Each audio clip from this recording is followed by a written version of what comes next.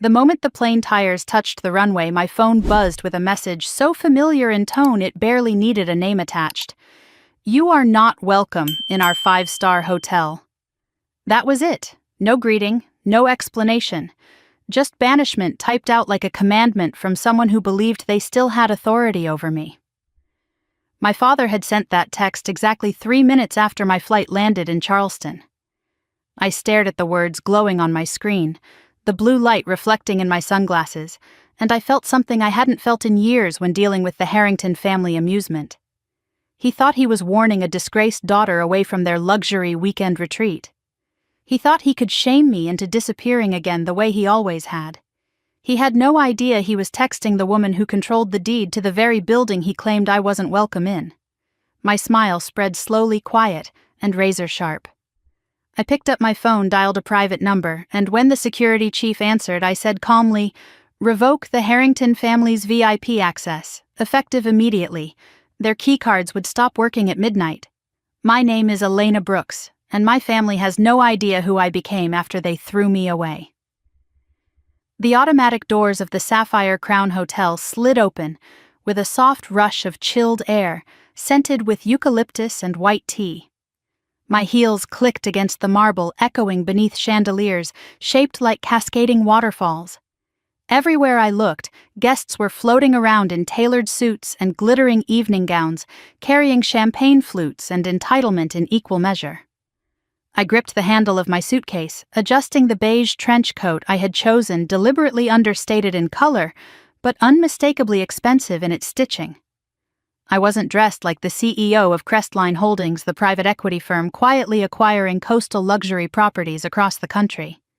Today, I was dressed like the girl my family expected to see, worn down, unremarkable, someone easy to dismiss.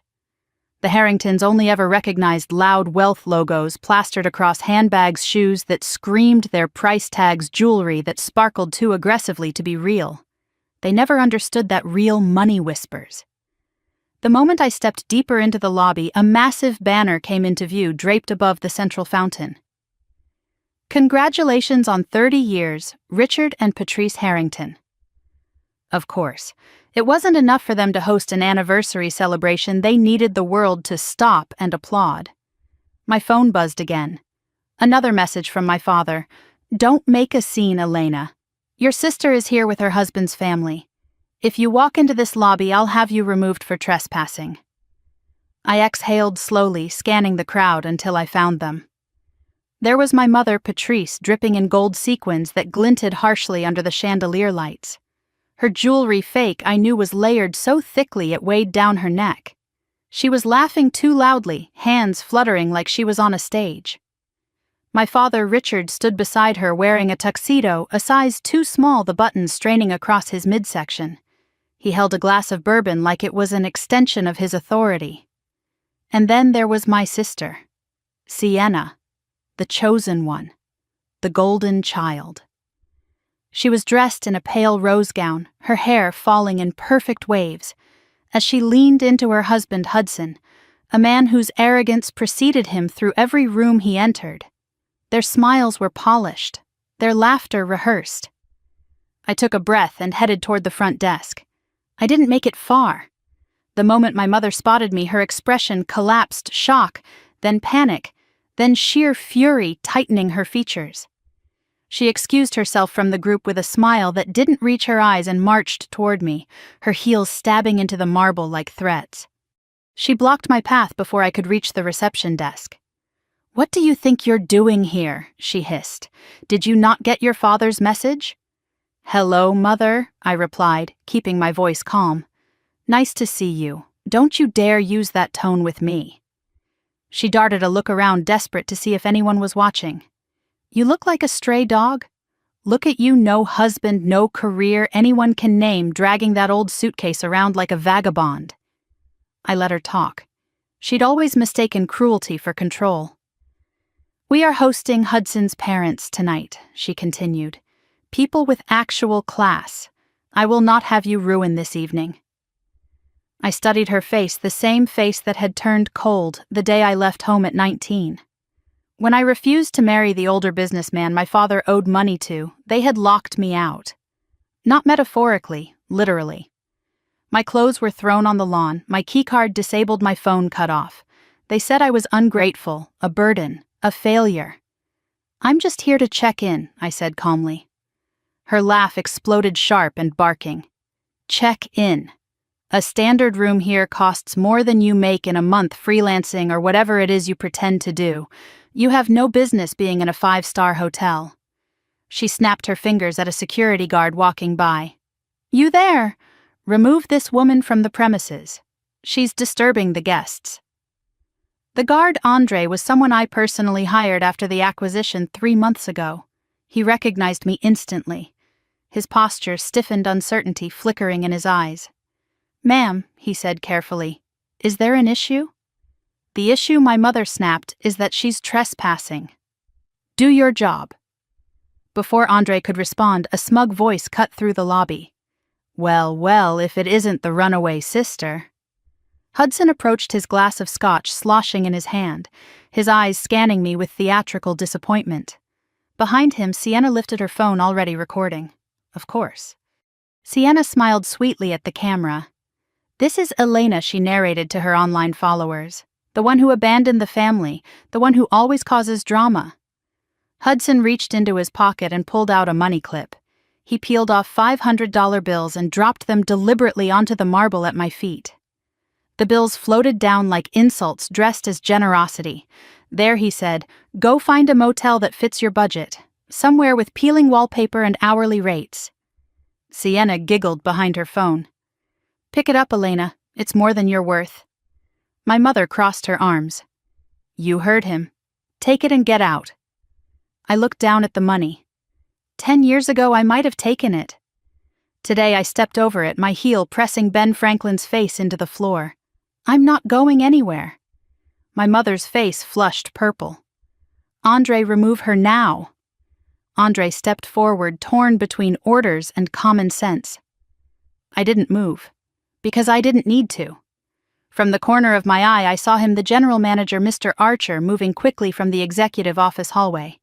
His expression tightened the second he saw me. Not with anger, with fear. "Here comes management," my mother said smugly. "You're finished." Archer stopped in front of us, ignoring everyone but me. He leaned in just enough to whisper, "Ms. Brooks, we didn't expect you until tomorrow." "Should I initiate the protocol?" I let the words hang for a moment. My mother straightened, triumphant. Hudson smirked. Sienna zoomed in, ready to capture my humiliation. "Not yet," I whispered to Archer. "Just upgrade me to the presidential suite and revoke the Harrington family's keycards at midnight." Archer nodded subtly. "Yes, ma'am." I turned my back on the three of them, their frozen expressions a perfect portrait of ignorance. "Have a lovely evening," I said over my shoulder. Their laughter followed me as I walked away. But their world had already shifted. They just didn't know it yet. The elevator doors slid open with a soft chime, releasing a breath of cold, perfumed air that swept over me as I stepped into the private corridor leading to the Helios Tower guest floors. Midnight glittered across the skyline through floor-to-ceiling windows, but my pulse was louder than the city lights. I walked with measured steps, my heels tapping a deliberate rhythm, but inside the old ache burned like a bruise pressed too many times. Coming back here into the world my family worshipped and weaponized felt like forcing myself into a scar that had never fully healed. I paused at the corner, watching the hallway camera overhead pivot slightly. Mr. Archer must have already updated the staff log. My face, my identity, my authority restored to the system the moment he verified my name. The moment he realized exactly who the Harrington family had just insulted. The owner. A title I'd earned with sleepless years and brutal negotiations, not borrowed through someone else's bank account. I inhaled once, steadying myself, then moved toward the suite reserved for VIP family guests. According to the system feed on my phone, my parents' group had returned from the bar 5 minutes ago, reeking of their own self-importance, dragging the same tired arrogance that used to fill every room of our childhood home. Before reaching the suite, I stopped at a decorative alcove. its glass shelves reflecting the soft amber glow of recessed lighting. I caught my reflection, a woman in a beige coat, simple makeup hair tied loosely back. Not glamorous, not intimidating, almost deliberately plain. My disguise for the evening. The irony of how invisible wealth could be amused me. My phone buzzed. Unknown number. "Don't push us, Elena. We are still your family." I exhaled, not with fear, but with a bitter laugh. That number belonged to my mother's secondary phone, the one she used when she didn't want my father tracking her purchases. Another buzz. "If you embarrass us tonight, you'll regret it." There it was. Not concern, not remorse. Threat. I typed a single word. Noted. I locked the screen and slipped the phone into my coat, then continued toward the suite. The corridor curved slightly, directing guests toward the lounge area, where soft jazz floated through the speakers. The scent of lemongrass and smoked cedar drifted from a decorative diffuser, masking the undertone of spilled champagne and luxury fatigue left by guests who believed everything in the world existed to cater to them. I reached the suite door. The Harrington suite. The nameplate gleamed under the soft lighting polished earlier that day for them, for people who believed tarnish only existed on metal, not in behavior. I lifted my hand and knocked once. The door flew open. My sister's face appeared, first heated, annoyed pupils, slightly dilated from alcohol. Harper looked exactly as I remembered her, at 24, glamorous but fragile, loud but hollow, her beauty dimming under the weight of her own entitlement. The moment she recognized me, her expression twisted into disbelief, then fury. "What are you doing on this floor?" she demanded, gripping the edge of the door as though she wanted to slam it into my face. "This level is for VIPs only." I raised an eyebrow. "I'm aware," she scoffed. "Well, since when do you qualify?" Before I could answer, another voice drifted into view. "Is someone bothering you, sweetheart Harley?" The future son-in-law my parents adored appeared behind her drink in hand, tuxedo loosened, as if he had already declared himself the lord of the hotel. He leaned against the doorframe, eyes dragging over me with dismissive amusement. Harper smirked and crossed her arms. "She thinks she can walk around the Helios Tower like she belongs here." Harley took a slow sip of his whiskey. "Relax, babe. She probably just got lost looking for the budget rooms." He turned to me. "Staff hallway is 2 floors down. Try not to scuff the carpet." The old Elena might have apologized, might have lowered her gaze, might have swallowed the humiliation because she believed she deserved it. Not anymore. "I'm not lost," I said calmly. Harper glared. "Then what do you want? I need to speak with Mom and Dad." She burst out laughing. "Oh, you're serious. You're not allowed in here." "Dad said so." "Dad also says a lot of things that aren't true," I replied. Her face reddened instantly.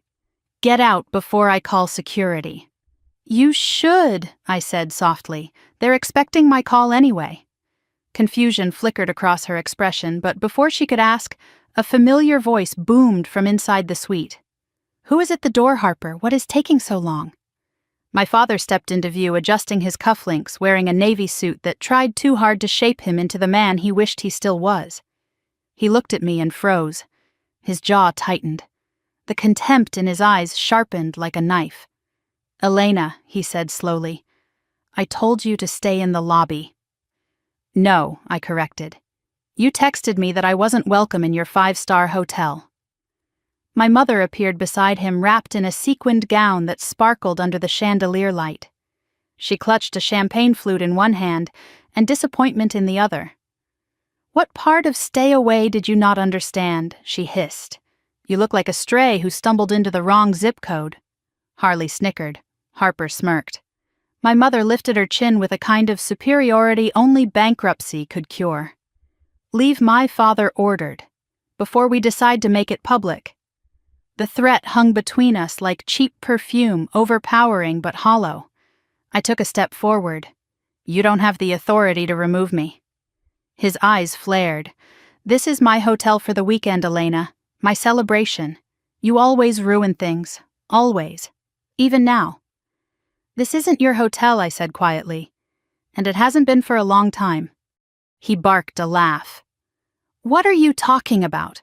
The Harrington family has been VIP here for decades. That was before your credit imploded, I replied. Before your name became a liability. He stepped closer, finger pointed at my face. You don't talk to me like that. I tilted my head, then maybe listen better. The hallway fell into silence. Then Harper broke it with a gleeful scoff. You know what, this is pathetic. She reached into her clutch. Here. She pulled out her wallet, extracted 5 crisp $100 bills, and shoved them toward me. Take this, she sneered. Buy yourself dinner or therapy, or maybe a personality, and then get out of this luxury hotel. Harley laughed loudly. My mother looked proud. My father nodded in approval as though this humiliation was a family bonding exercise. The bills fluttered in my direction and fell at my feet. I didn't look down. I didn't blink. Instead, I calmly lifted my phone and dialed. A hush rippled through the hallway. Who are you calling? My father demanded. I lifted the phone to my ear. Security, I said. Revoke the Harrington family's VIP access. Effective immediately. My mother paled. You wouldn't. My father stepped forward. Elena, stop this nonsense. I continued speaking into the phone. Yes, all access. All key cards. Midnight activation. Harper stared at me, disbelief breaking into trembling outrage. You can't do that, she whispered. You don't have the power. I ended the call and looked each of them in the eyes. I do. Harley opened his mouth to argue, but at that precise moment, an alert pinged on their suite door panel. A red light blinked twice. Their VIP status had already been flagged in the system. The look on their faces was priceless. My father pointed at me, handshaking. What did you do? I stepped back, allowing the corridor's ambient lighting to frame me in soft gold. What you told me to do, I said. Get out of this luxury hotel. I turned and began walking down the hall. Behind me, my sister's voice broke into a panicked scream. Mom, Dad, why did her phone override the suite system? My father answered with a hoarse whisper. She didn't override it. She commands it. I didn't turn around. I didn't need to. The elevator doors opened with a soft sigh, welcoming me into the quiet sanctuary reserved for owners and executives. As the doors slid shut, I heard my mother's final trembling question echo down the corridor. What exactly has she become? My reflection stared back at me in the polished elevator walls, calm, composed, untouchable. And for the first time in years, I whispered the truth aloud. Someone you shouldn't have thrown away. The elevator descended toward the private executive level, carrying me deeper into the empire I built, and further away from the family who never believed I could. But midnight was coming, and so was the reckoning. The city lights shimmered through the glass walls of the executive lounge as I stepped inside, my pulse still thrumming from the confrontation upstairs. The room was quiet, dimly lit, and wrapped in the scent of sandalwood, an intentional design to contrast the chaos of the main floors. Here time slowed. Here the air felt breathable. I crossed the lounge with my shoulders squared, forcing myself into the present moment, into the reality I had created far from the Harringtons' orbit. But as I reached the private bar and poured myself a glass of cold, sparkling water, the weight of old memories tugged at me like gravity. I leaned one hand against the marble counter and exhaled slowly. It didn't matter how much success I built, how many properties I acquired, or how many rooms in this skyscraper bore my signature, the ghosts still knew my name. The elevator chimed softly behind me. I turned. Mr. Archer entered, carrying a silver tablet and wearing a look that balanced apology duty and something like respect. Ms. Brooks, he said, dipping his head. I came as soon as security confirmed your order. I nodded. Good. They won't go quietly. No, he agreed. Families like the Harringtons never do. He placed the tablet on the bar between us. I thought you would want to see the activity log for the suite. I hesitated, then reached for the screen. My fingers brushed over the digital entries, room service charges, spa appointments, declined credit authorizations, an alarming number of complimentary upgrades given by managers who had no authority to offer them. I swallowed tightly. "How long has this been going on?" Mr. Archer clasped his hands gently. 4, perhaps 5 months. The previous regional director allowed them significant flexibility due to their reputation. By the time I arrived, it was already a pattern. A quiet bitterness leaked into his tone. "I apologize, Ms. Brooks. Had I realized the true connection between you and the family sooner, I would have intervened earlier." "You didn't know," I said, setting the tablet down. "My last name isn't Harrington. I legally changed it at 23. He paused. "Understandable." Understandable. That word clung to the air. I walked toward the panoramic window overlooking the skyline. The night was clear and the lights painted the city in constellations. My reflection hovered faintly in the glass, a silhouette draped in quiet fury. "I knew they were careless," I murmured. "But this is theft." "Not ignorance," Mr. Archer said softly. "Entitlement." I looked over my shoulder at him, meeting his gaze. "Prepare a complete financial report," I said. "Every comped service, every unpaid transaction, every override." He nodded. "And the gala booking they requested," he asked. "Shall I decline it?" My jaw tightened. "Not yet." "Not yet," he repeated, as though testing the shape of the words. I turned fully toward him. "They think they're untouchable. They think the world rearranges itself around them. If we cancel tonight, they'll spin a story where they're the victims. But if we let them continue, if we let them reach the edge of their own downfall, they'll be the authors of their demise." Mr. Archer absorbed this quietly, then straightened. "I'll ensure all staff know to treat you as an anonymous executive guest. No connection to the suite upstairs." "Good. And may I ask—" He hesitated, lowering his voice. "What triggered tonight's escalation?" I stared past him toward the elevator, imagining Harper's manicured hand shoving bills into my face, the way my mother's expression twisted with ridicule the smug curl of my father's lip. "What triggered it?" I repeated softly. "They threw money at me." He blinked. "Money, $500, I said, as if I were an inconvenience they could pay to disappear. Mr. Archer's expression darkened. "I wasn't aware. My deepest apologies." I waved a hand. "They don't deserve your apologies, Mr. Archer. They deserve the consequences they've been borrowing against for years." A moment passed. Then he cleared his throat. "Security will revoke their access at midnight sharp. Shall we escort them off the property immediately after?" "No," I said. "Let them stay. Let them enjoy the illusion a little longer. They love the Helios Tower so much. They should experience every corner of it." His brows lifted slightly, but he didn't question me. I finished my water, set the glass aside, and walked toward the hallway leading to the private penthouse elevator. But Mr. Archer called after me. "Ms. Brooks," he said carefully, "may I offer a small piece of unsolicited advice?" I stopped. "Keep your phone close tonight," he said. "The Harringtons do not seem like people who accept boundaries gracefully." My lips twitched in acknowledgement. "They don't." He gave a final nod and retreated from the lounge, leaving me in the quiet hum of the executive floor. I entered the elevator and pressed the keycard panel. The doors closed with a whisper, and the lift began its ascent to the owner's level, an entire floor hidden from guests, contractors, even most staff. 30 floors above the noise, the air shifted.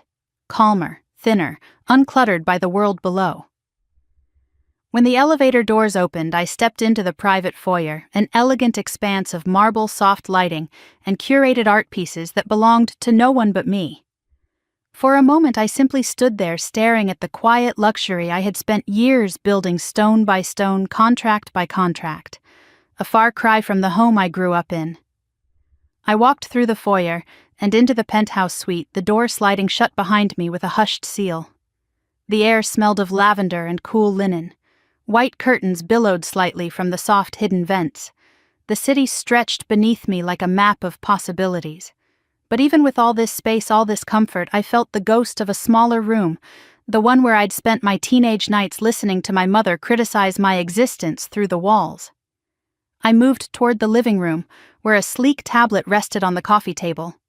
I picked it up and unlocked the hotel's internal security feed.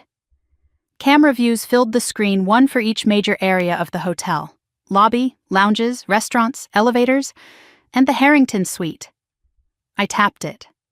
The screen expanded. My father was pacing, one hand pressed to his temple.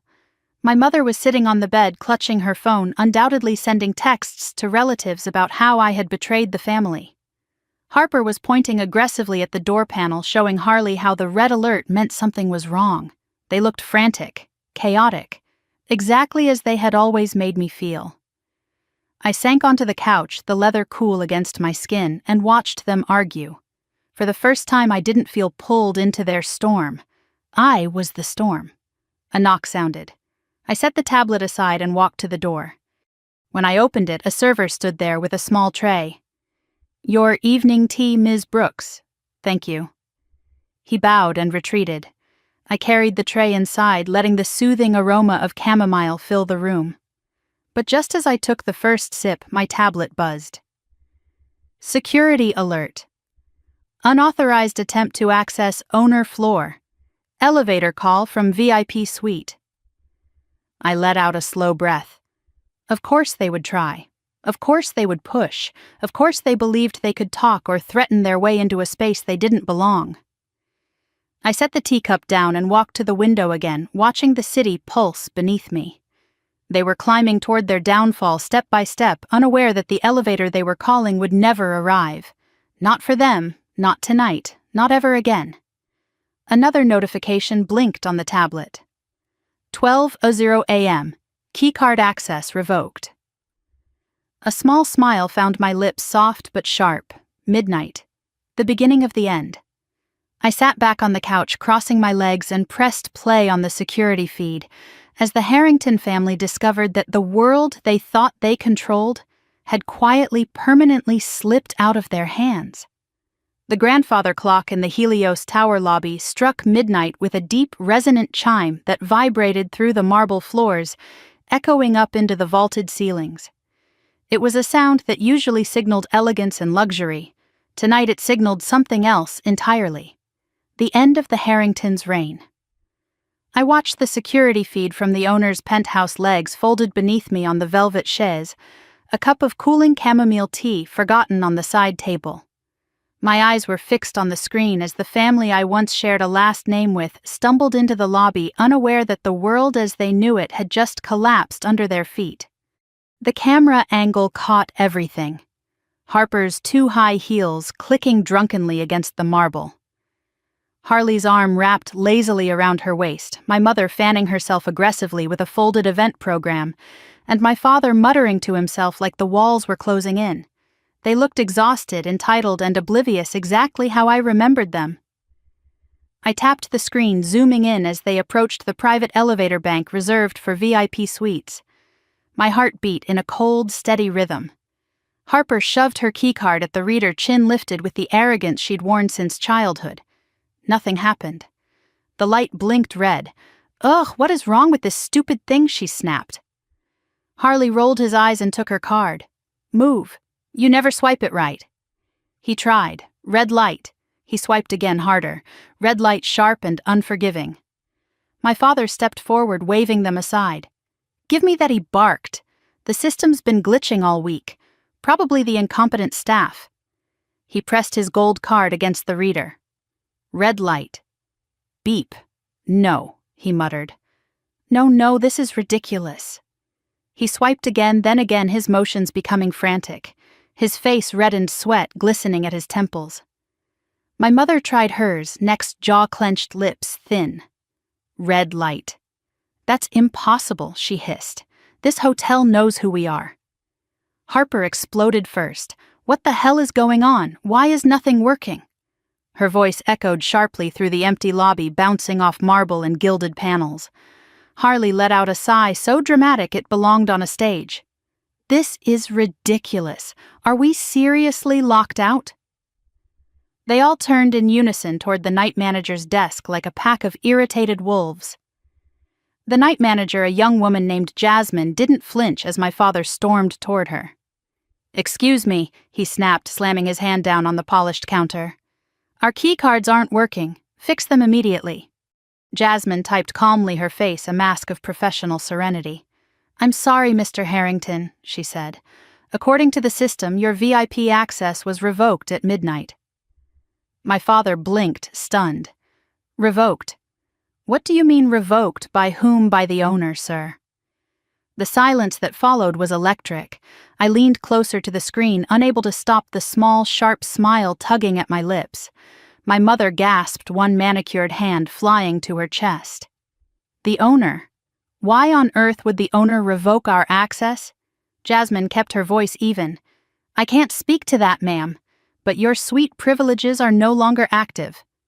Harper laughed a high, shrill sound. "That's ridiculous. Do you know who we are?"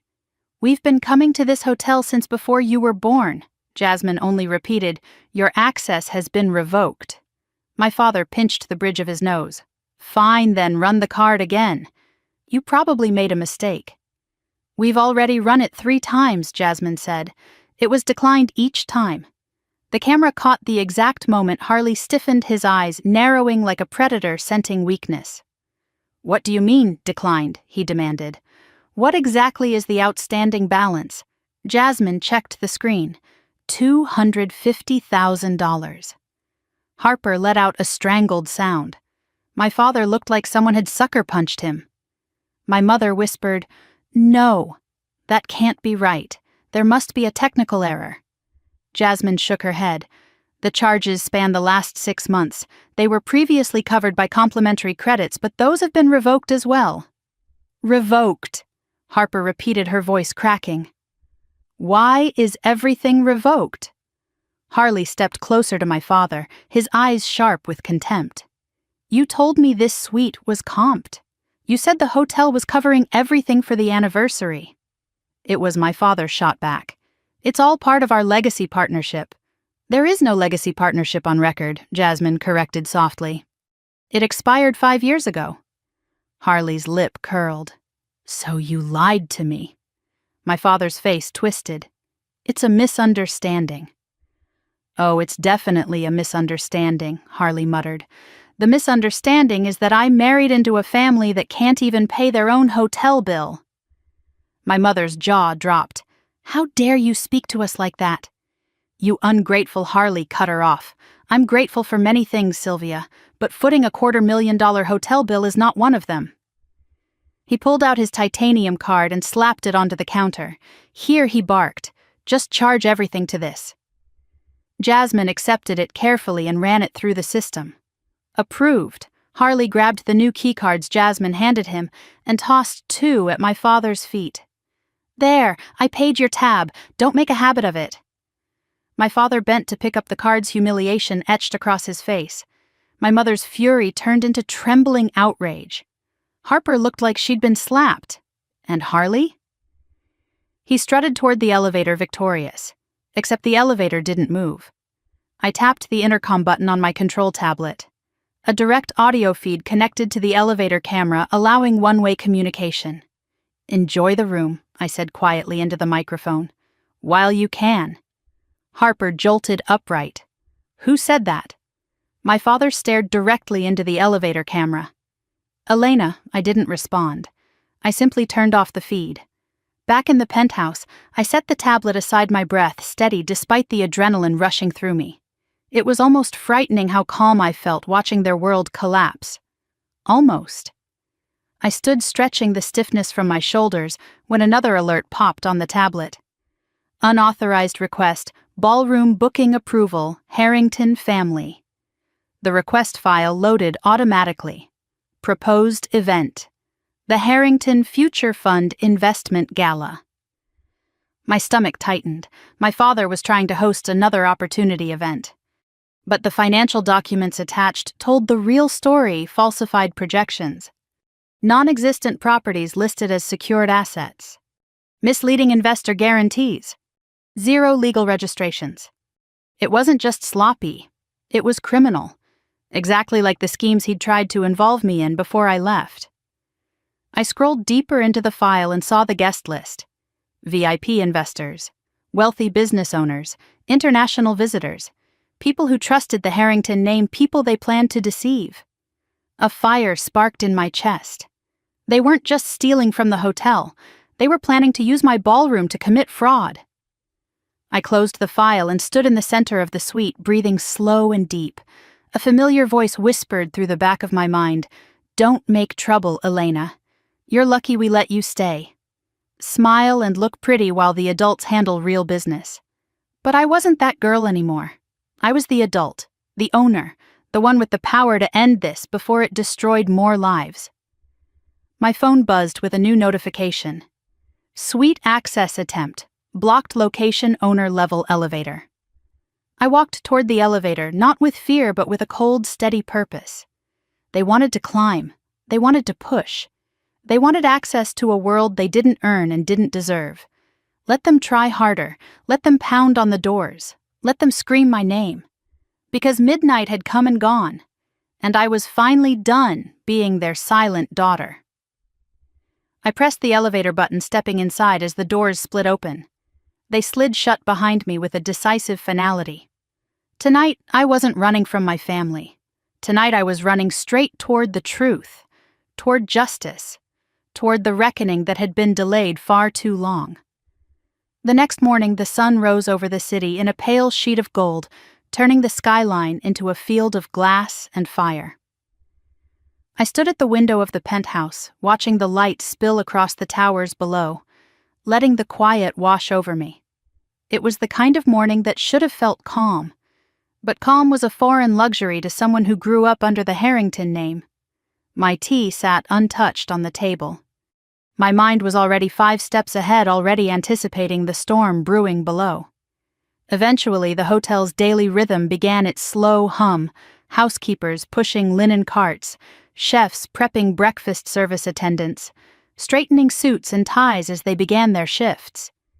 The Helios Tower woke like a living organism, one I owned, one I controlled, one my family had tried to leech off of without ever understanding the cost.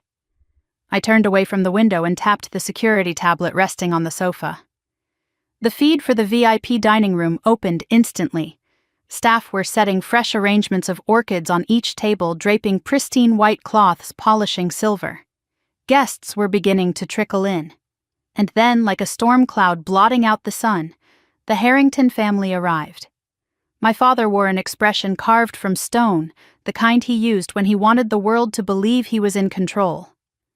My mother hid behind oversized sunglasses, though the dark circles beneath her eyes showed even through the tinted lenses. Harper trudged behind them, her face puffy with sleep and last night's humiliation. Harley kept a slight distance, scrolling on his phone, with the indifference of a man annoyed to be awake before noon. I zoomed in. They didn't look victorious anymore. They looked unsettled, unbalanced. One hit away from collapse.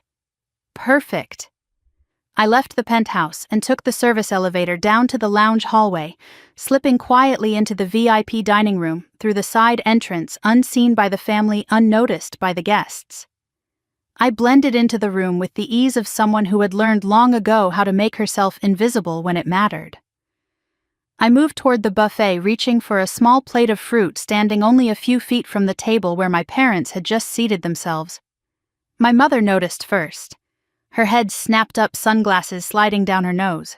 Her eyes widened, then narrowed. "You," she spat under her breath as she pushed her chair back violently. She rose so sharply that the table shook, silverware rattling. Guests turned, conversations halted. She stormed toward me, anger radiating off her like heat. "What are you doing in here?" she hissed. "This area is for paying guests." I kept my tone even. "I am a paying guest," she scoffed. "With what pity spare change? You embarrassed us last night. Isn't that enough leave before someone sees you?" "Someone already has," I murmured. She ignored the warning, or maybe she didn't understand it. She grabbed my wrist, squeezing hard. "You're ruining everything. Go eat in the lobby." My plate tilted, fruit wobbling on the porcelain.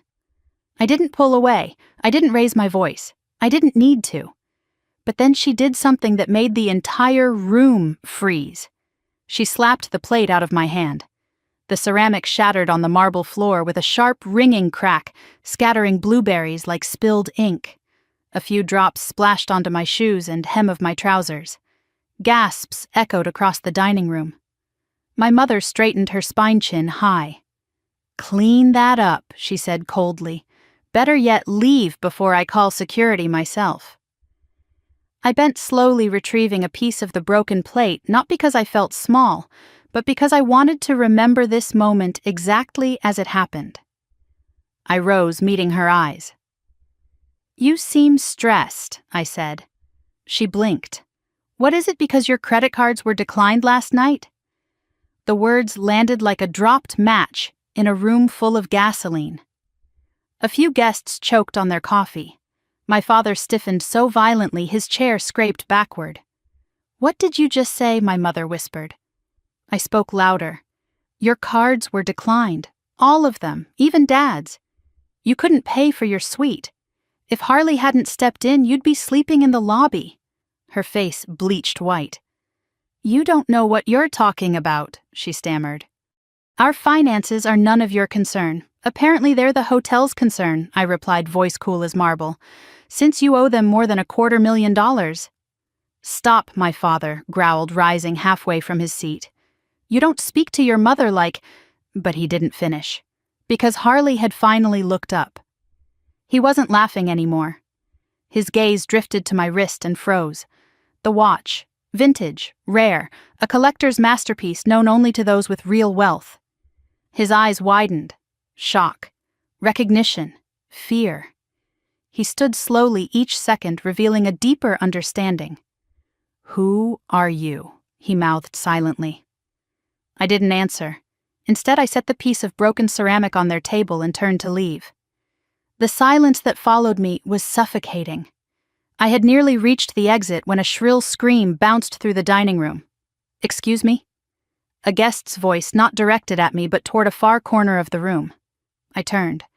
A young server, barely 18, maybe 19, stood with trembling hands holding a tray of coffee. The older gentleman who had shouted leaned forward in his chair, face red. "I asked for soy milk," he barked. "Is that too much to understand?" The girl stuttered an apology, but the man threw his napkin at her. My stomach twisted. This hotel had been my sanctuary since I started rebuilding my life. Its staff were my second family, the only family that had shown me unconditional support. But before I could intervene, Jasmine, the night manager from last night, stepped between them. "Sir," she said calmly, "that's enough." The guest snarled. "Do you know who I am?" "No," she said. "And it doesn't matter. You don't speak to my staff like that." He sputtered, outraged, but Jasmine held firm. Watching her defend someone who couldn't defend themselves made something settle inside me. This was the hotel I'd built. This was the leadership I wanted. This was the standard. I exited the dining room with a steadier heart, but the moment I stepped into the main corridor, my phone buzzed violently in my hand. A text notification lit the screen. "Urgent financial irregularities found. You need to see this." Archer. My pulse quickened. I hurried toward the executive elevator and rode it down to the administrative floor. Archer was waiting for me outside the finance office. He looked grim. "What did you find?" I asked. He motioned toward the glass-walled conference room. "It's worse than we thought." I followed him inside. Two accountants sat with laptops open, spreadsheets spread across the table. Lines of red highlighted charges filled every screen. Archer handed me a printed report. My stomach dropped as I scanned the numbers. Room charges, spa bills, multiple 6-course dining experiences, private drivers, unlimited bar tabs, event pre-bookings, all comped, all unpaid, all fraudulent. "How long?" I whispered. "Over a year," Archer replied. "The prior management kept covering it up, expecting the Harringtons to repay eventually." And they never did. No, they kept exploiting the system. And then yesterday, they requested something else. He handed me a separate file, a gala contract. Not just any gala, a fundraising event. The Harrington Legacy Investment Evening. The brochure looked professional, elegant, glossy. But the numbers inside told a different story. Projected returns fictional, listed assets non-existent, investor guarantees illegal. "This is a scam," I whispered. Archer nodded. "Your father submitted the paperwork to host it tonight." I dropped the file onto the table, the pages scattering like broken glass. "He wants to use my hotel to commit fraud." "Yes," Archer said quietly. The accountants exchanged uneasy glances. "And you know what happens," he added, "if investors lose money under our roof." "Lawsuits," I murmured. "Regulatory investigations, reputational damage. We could lose our license to operate." I pressed my palms against the cool glass table, grounding myself. This wasn't just personal anymore, it was criminal, and it was on the edge of unfolding inside my building. "What do you want to do?" Archer asked. I straightened spine, pulling taut like steel. "We proceed," I said. "Let him set the stage. Let him gather the investors. Let him reveal his plan." Archer studied my face. And then I met his eyes, unwavering. "We expose him." His breath caught for a moment, whether in fear or admiration I couldn't tell. He nodded once. "Then we finish the preparations," he said. "I'll be there," I replied. "But not as myself." His eyebrows lifted. I smiled, not soft this time, but cold and certain. "As far as he's concerned," I murmured, "I stopped being part of the Harrington family years ago." I gathered the papers, tucking them beneath my arm, and walked toward the door. Behind me, Archer spoke one last time. "Ms. Brooks, this is justice overdue." As I stepped into the hallway, I whispered to myself, "It's not justice." My fingers tightened around the file. It's the truth. And tonight the truth would finally be louder than the Harrington name. The turquoise water of the Helios Tower rooftop pool sparkled beneath the midday sun, casting bright ripples of light across the ivory stone tiles. But even from a distance, the serenity of the scene was shattered by the sound of my sister's voice, sharp grating, dripping with the kind of entitlement that had poisoned every room she ever walked into. I had come up here to speak with the events manager to finalize the quiet preparations for tonight's reveal, but the moment I stepped onto the sun deck, I froze. Harper was standing beside a private cabana, hands on her hips, her expression twisted with irritation. In front of her, kneeling on the scorching tiles, was Mrs. Lively, a housekeeper who had worked in the Helios Tower for over 2 decades. A woman whose kindness was as much part of this hotel as the marble floors and skyline views. She was on her knees, scrubbing sunscreen that Harper had very clearly thrown on the ground herself. My jaw clenched. Harper tapped her foot impatiently, sunglasses perched on her head like a crooked crown. I said, "Get all of it." "Why is that so hard to understand?" she snapped. "You people are paid to clean." "So clean." Mrs. Lively winced, shifting her weight with obvious pain in her knees. "Miss, the mop would be more efficient." "I just need Harper, cut her off. No mop, I want it spotless. On your hands and knees, or I'm reporting you for insubordination." A couple of sunbathing guests looked up from their lounge chairs, frowning at the spectacle. Harper didn't care. She never cared. She only knew how to perform cruelty when she felt powerless, and after last night, after the revoked access and the humiliation, she was desperate to feel powerful again. Harley lounged in the cabana behind her, sipping a cocktail like the world existed for his amusement. He smirked as Mrs. Lively continued scrubbing. I felt heat rising in my chest, a fire made of every insult, every dismissal, every moment my family treated human beings like furniture. I stepped forward. "Stand up, Mrs. Lively." My voice carried across the deck, calm but firm enough to cut through the air like a blade. Mrs. Lively froze her shoulders, shaking slightly. She looked up at me with a mixture of relief and fear. "Miss Brooks, I don't want trouble." "You're not the one in trouble," I said softly. Harper turned, surprise flashing across her face before curdling into hostility. "Oh, great," she muttered. "You're here. Can't you go be dramatic somewhere else?" I ignored her. "Mrs. Lively," I said, keeping my tone steady, "please stand." Slowly, painfully, the older woman rose to her feet. Her hands trembled as she wiped her palms on her uniform. Harper scoffed. Excuse me, you do not get to interfere. This woman works for us.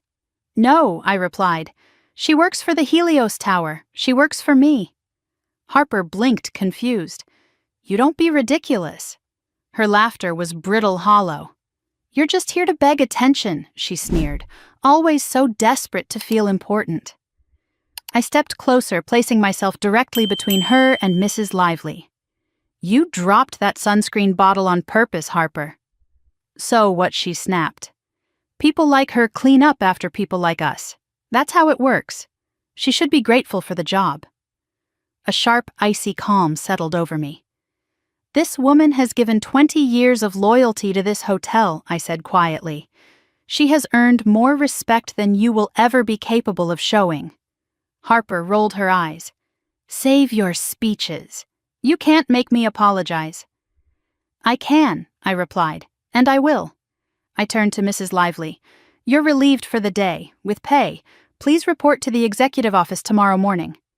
Her eyes widened, tears welling at the edges. Miss, I don't know how to thank you. You don't have to, I said. Go rest. As she walked away, shoulders trembling with emotion, Harper flipped her hair and marched up to me. What the hell do you think you're doing? She demanded. You don't run this place. I stepped closer, so close she had no choice but to look me in the eye. You assaulted a staff member, I said. You humiliated her. You abused your status. Harper scoffed. Oh, please. That's nothing. No, I said. It's everything. Before she could retort, she raised her hand and slapped me. The sound echoed across the pool deck. Hard enough that my face whipped to the side. Hard enough to split the inside of my lip. Gasps erupted behind me. Guest staff, even Harley, sat upright.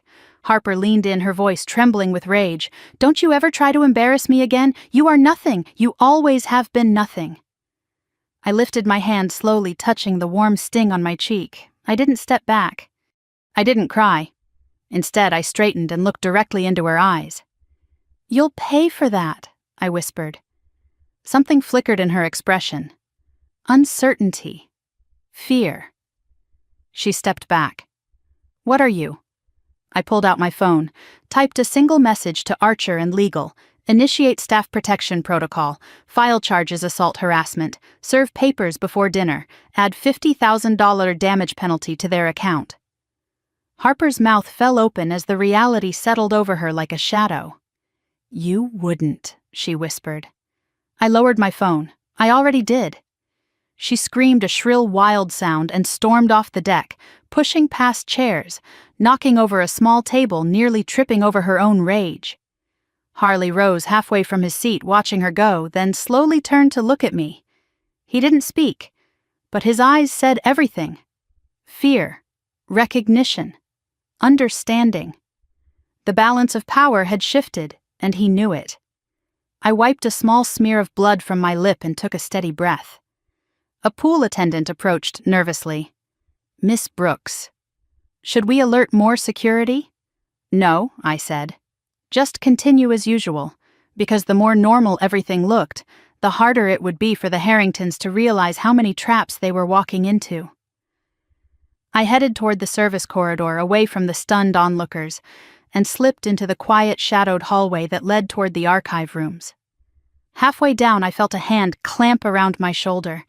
My body reacted instantly, muscles tightening, breath catching. But when I turned, I found myself face to face with the last person I wanted to see. My father.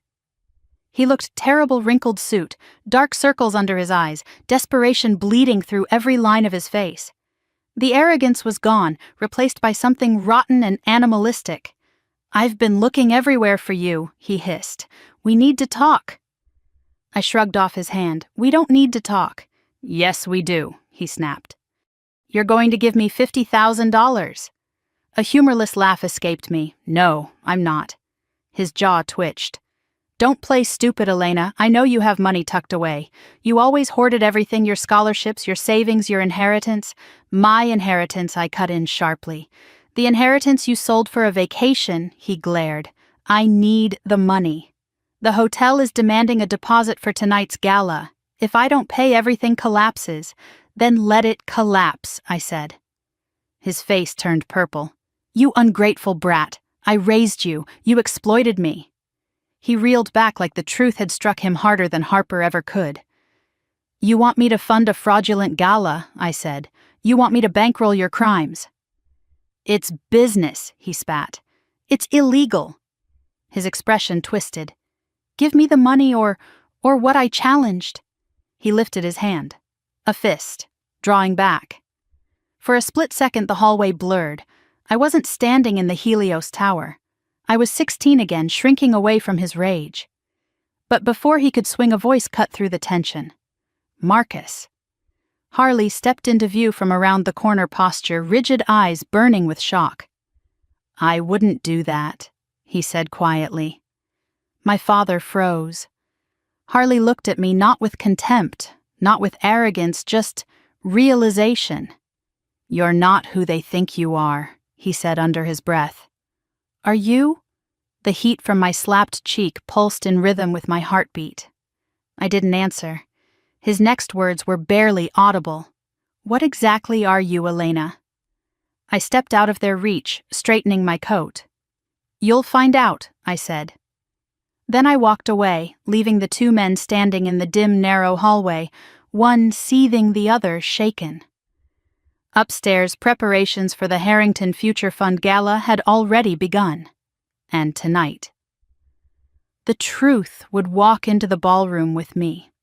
The royal suite door clicked shut behind me with a hollow, echoing sound as I stepped inside, my mother's command still ringing in my ears like a slap of its own. "If you want to stay in this hotel without me calling the police, you'll make yourself useful." The audacity would have been laughable if it weren't so familiarly cruel. Kesha No Harper was already standing on a pedestal in the center of the suite's living room, arms flung out dramatically, as if she were preparing for coronation rather than a family portrait. The long white gown she wore hugged her body in all the wrong ways, wrinkled along the seams, the beaded sleeves uneven, the zipper slightly undone at the back. She didn't notice any of it. She was too busy shouting at the lighting technician from the photography crew the hotel had brought up 15 minutes earlier. "Fix the spotlight," she snapped. "It makes my skin look sallow. And do something about the reflection from those windows. Honestly, does anyone here know what they're doing?" Her voice grated against the marble and glass walls. I stood quietly near the steamer waiting. Not because I was actually her assistant, God knew I wasn't, but because this role gave me access.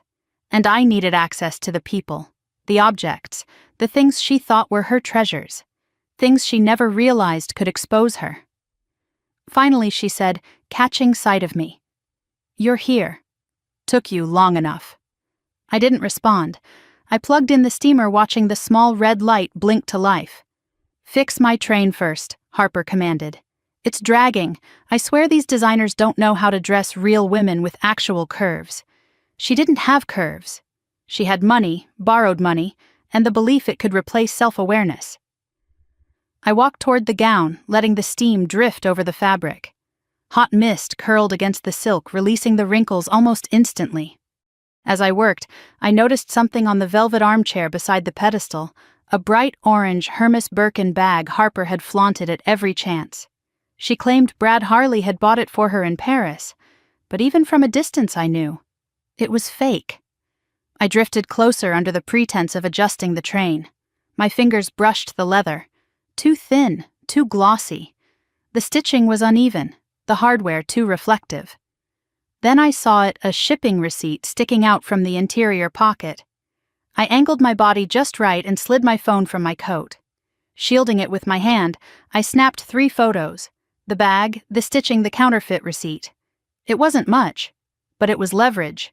The kind of leverage that mattered when everything else went up in flames. "Are you done yet?" Harper snapped. I stepped back. Almost. Almost isn't good enough. She was staring at herself in the mirror, touching her cheek, smoothing her hair, obsessing over imperfections no one cared about. The pedestal she stood on wobbled slightly as she shifted her weight. "You know," she said, her voice thick with self-satisfaction, "you're actually lucky I let you help me. Most people would kill for this kind of access, to be close to people who matter." I didn't answer. I didn't need to. A sliding sound drew my attention to the balcony doors. They had opened silently, and Harley stepped inside, his phone pressed to his ear. His face looked worn for the first time, not smug, not arrogant, just strained. His shoulders slumped as he moved deeper into the suite. I stepped around the back of the armchair and crouched, pretending to smooth the hem of Harper's gown. The curtains draped low enough that I could hide behind them if needed. Harley paced near the balcony railing, close enough that I could hear every word. "Babe," he whispered into the phone. "You're not listening. I can't talk long." His tone was urgent. Too urgent. My stomach tightened. "I told you the money is coming," he continued. "Tonight's the night. Marcus has the investors lined up like sheep. He thinks he's saving his legacy." Idiot. I froze. My blood went cold. "But what about her?" the woman on the phone must have asked. She's nothing," he said. "Keisha won't know a thing. She thinks we're buying a house in Aspen. Jesus, she's gullible." He paused, checking his watch. "Once the funds hit the offshore account tomorrow morning, I'm out. First flight to Rio. Just you and me, babe." Every word carved into the room like a blade. "He doesn't suspect a thing," Harley murmured. "He thinks I'm the perfect husband. And Keisha, God, she thinks we're building a future. The future I'm building doesn't include any of them." I pressed my back against the armchair, steadying my breath. My pulse hammered against my ribcage, each beat a reminder of how fragile their house of cards truly was. Harley ended the call, slipped his phone into his pocket, and straightened. He didn't notice me hiding behind the curtain. He didn't recognize that his entire scheme had just been recorded in crystal-clear audio by the microphone attached to my security badge. I saved the file to the hotel cloud twice and emerged from my crouched position. Just in time.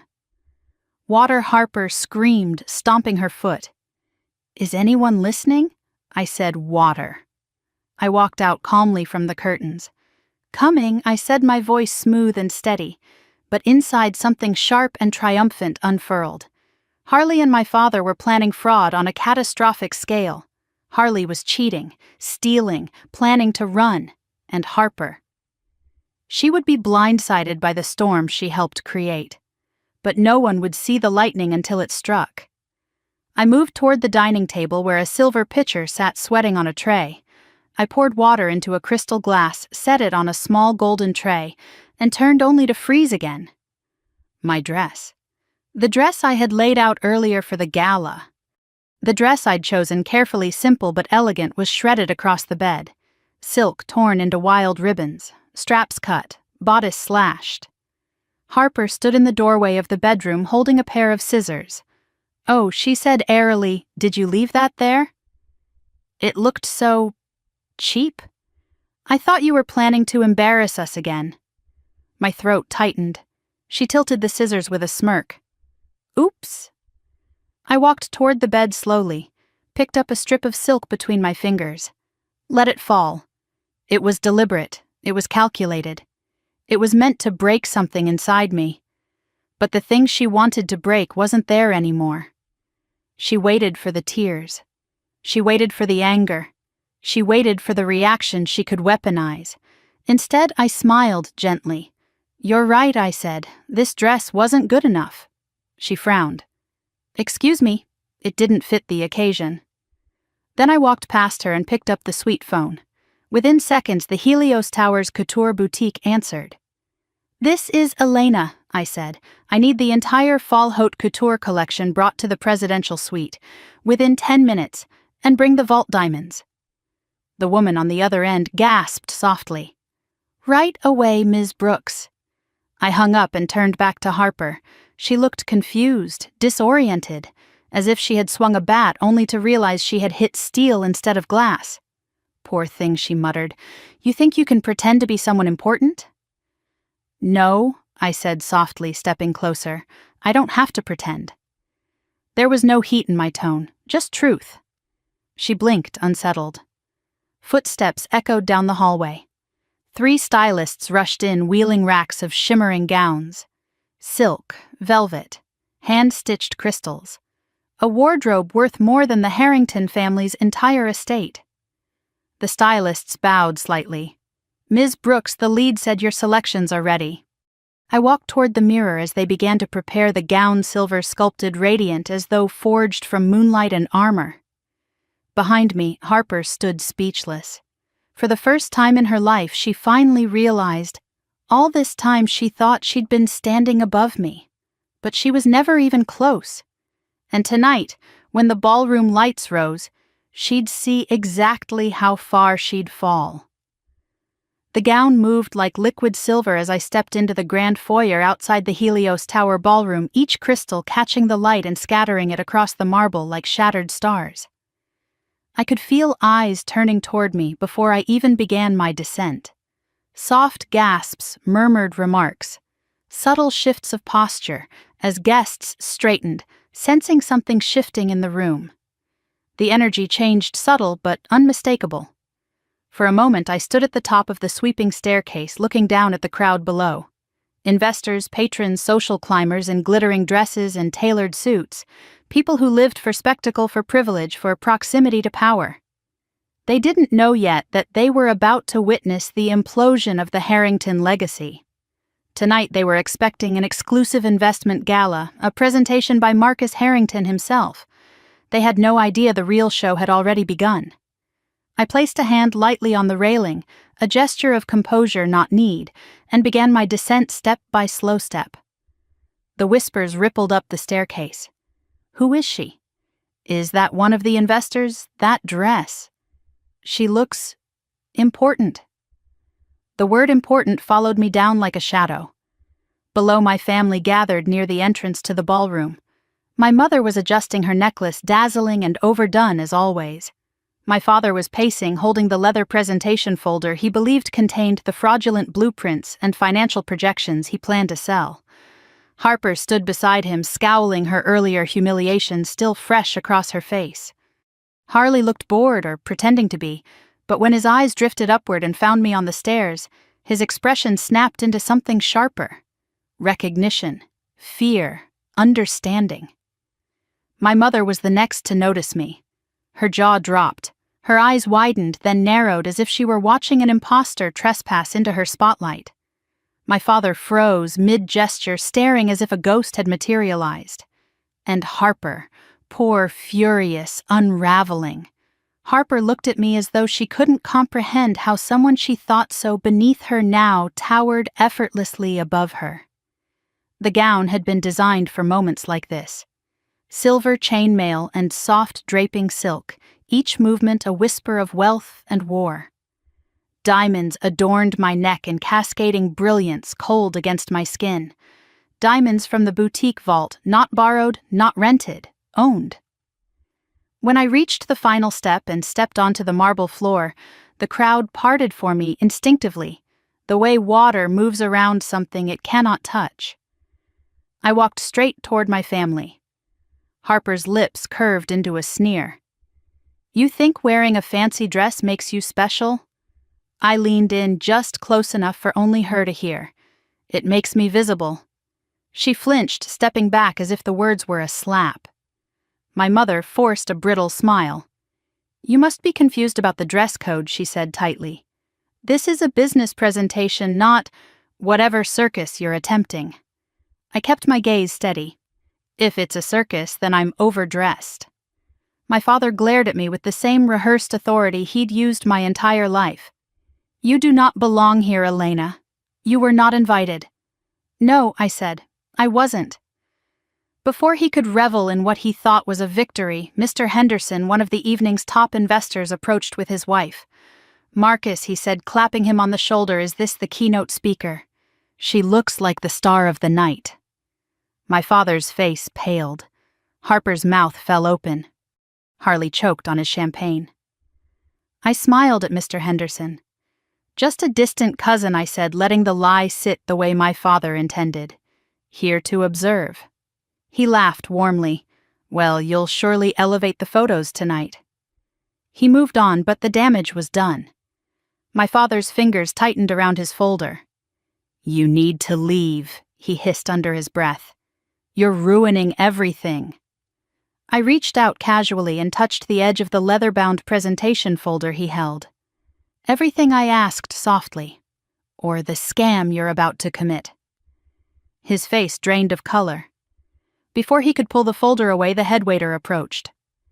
"Mr. Harrington, sir," he said politely, "the ballroom is ready for your party to be seated." My father nodded stiffly.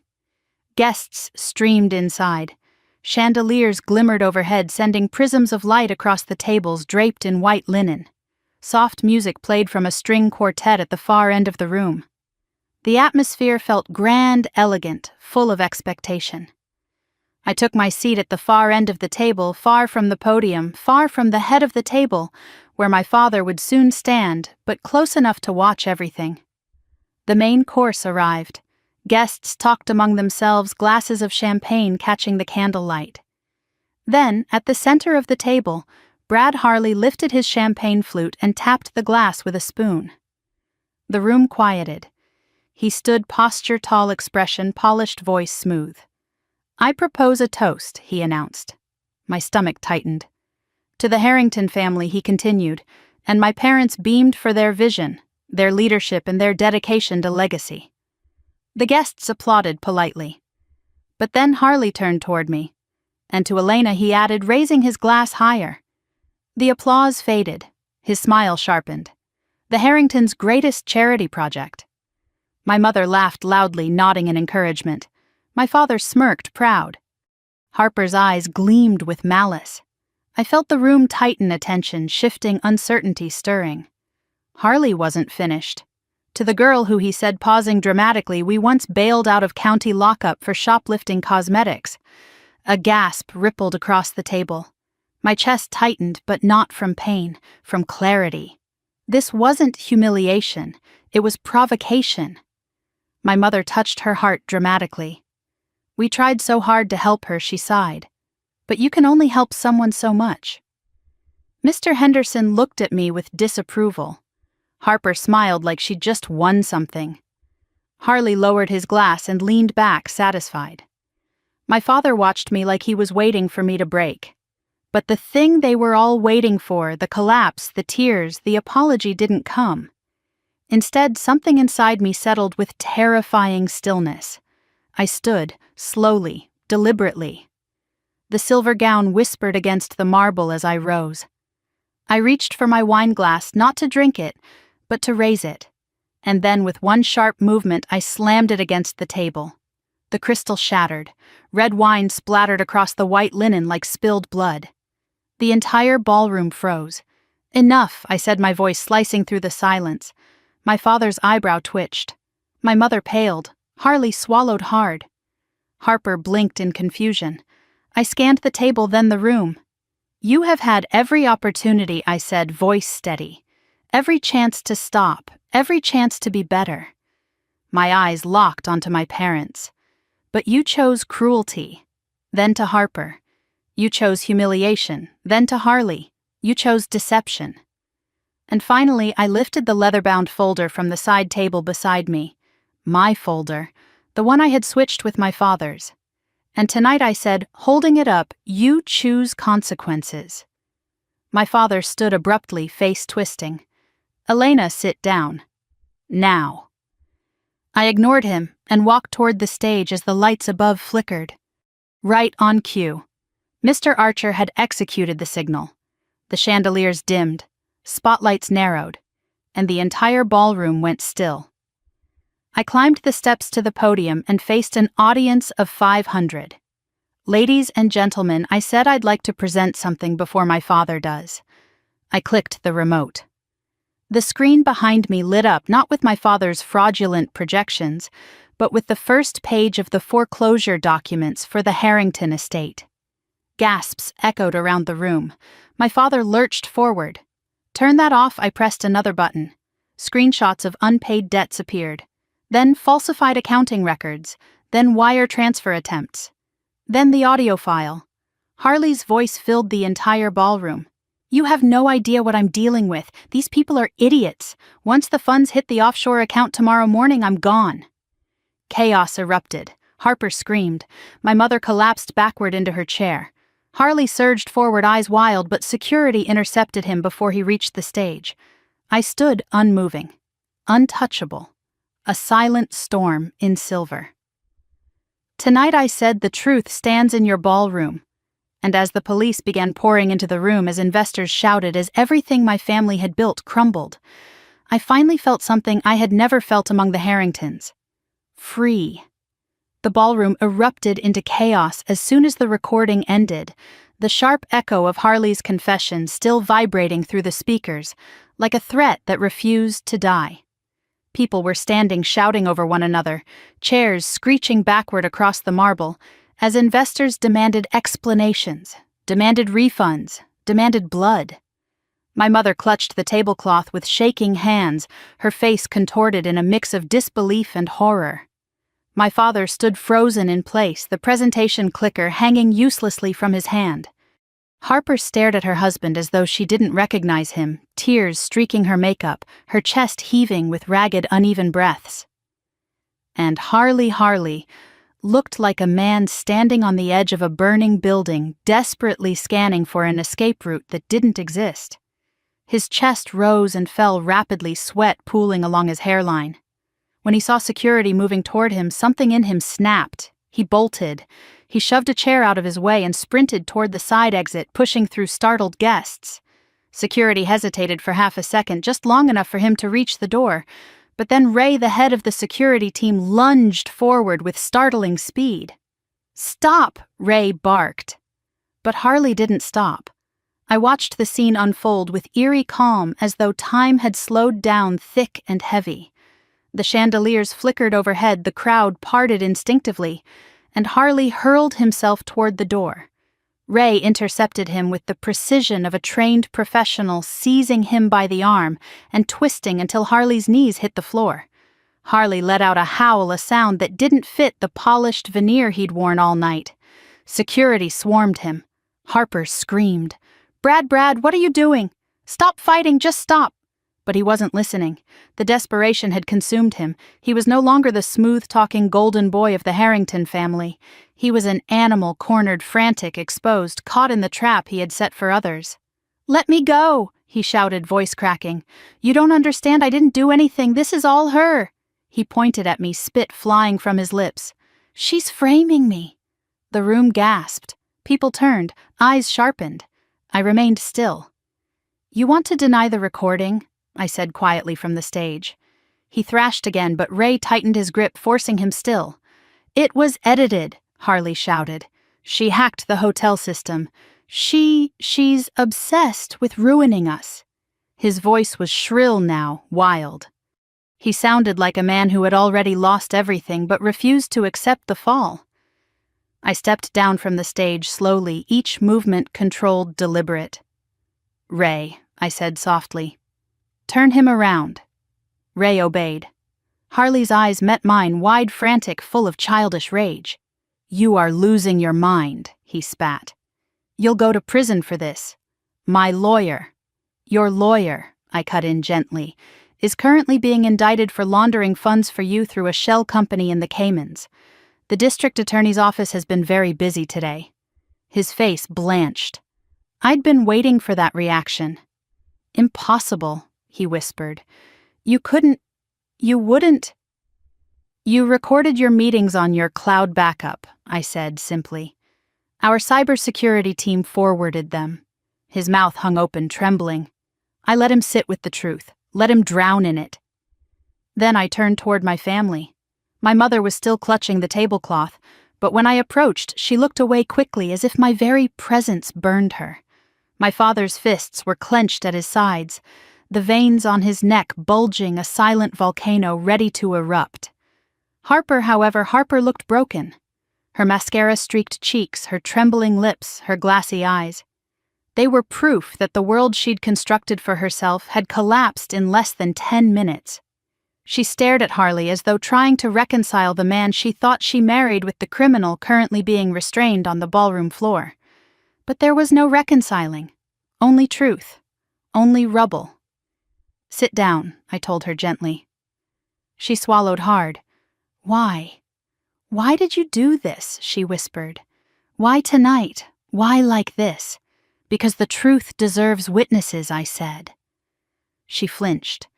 A commotion near the entrance drew the room's attention. The heavy oak doors slammed open, and a procession of uniformed police officers entered in formation, their expressions hard and prepared. "Atlanta Police," the lead officer announced over the roar of the room. "Nobody move." But the room was already still. A hush fell, unnatural, suffocating, as the officers walked toward the VIP table, where my parents sat tense and trembling. The lead officer approached my father. "Marcus Harrington," he said, voice echoing across the marble. "You are under arrest for bank fraud, wire fraud, and falsification of federal financial documents." My father staggered backward, almost knocking over his chair. "No," he muttered. "No, this is a mistake. I'm a businessman. This is a misunderstanding." But the officer spun him around and cuffed him swiftly. The click of metal echoed like a death knell. My mother let out a raw, animalistic scream. "No, no, no, no, you can't do this." She lurched forward, reaching for my father as the officers restrained her. "We are the victims. This is a setup. All of this is her fault." She pointed at me with a trembling hand. Her accusation fell flat. No one looked at me. They only looked at her wild, disheveled unraveling. Another officer approached her. "Sylvia Harrington," he said with cold clarity, "you are under arrest for conspiracy to commit fraud and aiding in the falsification of financial records." She fought, but she was no match for trained officers. Her earrings caught in her hair, tearing as they forced her arms behind her back. "Let me go," she shrieked. "I'm her mother. She can't do this to us. But she was wrong. I wasn't doing this to them. Their actions had done it for me." Behind me, Harley was hauled to his feet, now flanked by 2 detectives. One of them read his charges. "Bradley Tucker, you are under arrest for insider trading, corporate espionage, and attempted embezzlement." He sagged. His legs gave out. The officers half carried, half dragged him toward the waiting hallway. As the trio, my father, my mother, and the man Harper married, were escorted from the ballroom, the guests parted like water, whispering in low, horrified voices. No one tried to stop the officers. No one defended the Harringtons. No one believed a word of their protests. It was over, almost. As the officers reached the doors, my mother twisted her body, forcing one last desperate scream across the ballroom. "Elena! Elena, tell them you're lying. Tell them to stop. We're your family." Her voice broke at the end, cracking open like something wounded. I walked forward, stopping 10 feet from the officers. My mother's tear-streaked face lifted toward me. Her eyes, once so cold and judgmental, now begged, pleaded, trembled. "Elena," she whispered softer now. "Please, you're my daughter." I felt the room hold its breath. I looked at her the way you look at an abandoned memory, detached, distant, no longer bleeding. "No," I said. She blinked. "You don't have a daughter named Elena," I continued quietly. "You made that choice a long time ago." And then I nodded to the officers. "Get them out of my hotel." Her scream followed them past the threshold, but it didn't follow me. I exhaled slowly, the weight of a lifetime lifting off my chest, as the doors slammed shut with a heavy final thud. Silence swallowed the room. The piano music had stopped. The investors stood frozen. The chandeliers glimmered overhead, casting fractured light across the ballroom floor. My gaze lowered to the center of that fractured light. Harper was sitting on the ground, knees bent, dress ruined, eyes unfocused, breath shallow. All the arrogance, all the superiority, all the glittering illusions she had wrapped herself in were gone. She looked small, alone, defeated. And for the first time that night, I didn't feel anger when I looked at her. I felt clarity. Her world had just ended. Mine was only beginning. The ballroom had emptied slowly, like a storm cloud dissolving after a violent downpour. The chandeliers still flickered, catching remnants of spilled champagne and abandoned napkins. Chairs sat crooked, conversations lay abandoned mid-sentence, and the air buzzed with the ghost of shocked whispers. The police had gone. The guests had fled. The echo of my mother's scream was fading from the marble. Now it was only me standing at the back of the ballroom watching a future I had once feared finally break open. My heels clicked softly as I crossed the room, each step steady, despite the weight of everything that had just unfolded. My breath was even. My pulse calm. It was strange how quiet justice could feel, how peaceful the world became, once the truth finally stood unchallenged. At the center of the ballroom, Sierra sat slumped against a toppled chair, her face hidden behind trembling hands. Her white gown was wrinkled, her hair falling from its pins, mascara streaked down her cheeks. She looked nothing like the polished socialite she tried so hard to portray. She looked human. She looked young. She looked lost. I stopped a few feet away. For a long moment I said nothing, and neither did she. Finally, Sierra lifted her head. Her eyes were swollen, red-rimmed, glassy with disbelief. "What did you do?" she whispered. Her voice cracked around the words, breaking like thin porcelain. I didn't answer immediately. I allowed silence to settle between us like dust, heavy, honest, unavoidable. "What did I do?" I repeated. "Or what did they do?" Her throat bobbed as she swallowed hard. "That wasn't supposed to happen. Not like that. Not in front of everyone." "Truth rarely waits for permission," I said quietly. Sierra shook her head, covering her face with trembling fingers. "They're gone. All of them. My husband. My parents. My whole life just fell apart." I crouched down beside her, resting my palms on my thighs. "No," I said softly. "Your illusions fell apart. The truth is still here." She let out a choked sob. I didn't know. I swear I didn't know what Brad was doing, or what Dad planned. I thought she broke off breath, struggling through panic. I thought they were helping people. I thought the gala was real. I really studied her for the first time in years. She wasn't cruel at her core. She was complicit. There was a difference. I reached into my evening purse and pulled out a sealed envelope, placing it gently in her lap. A small USB drive rested inside, visible through the translucent paper. "What's this?" she asked, voice shaking. "Proof," I replied. She blinked rapidly. "Of what that everything you believed was real wasn't." I softened the words the best I could. "Your husband's financial files, his offshore accounts, his messages with his partner." Sierra's face drained of color. "No," she whispered. "No, no, no." Her hands shook as she clutched the envelope. "He told me he promised. He said everything he did for us. He did it for himself," I said, my voice gentle but unyielding. "You were a tool, a pretty accessory to convince investors he was stable. But you were never part of his plan." Her lip trembled as another sob clawed its way out. The sound was raw, torn from something deep and bruised. I didn't comfort her. Not yet. Not until she understood. "You asked what I did," I said. "I exposed the truth." Sierra stared at the USB in her hands for a long, trembling moment.